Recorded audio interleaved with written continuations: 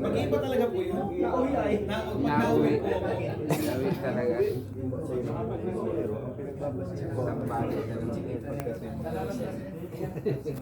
Mabibiri pa yung magpapambalik. Ito po, sa report, tapos punta po kayo sa quarterly report.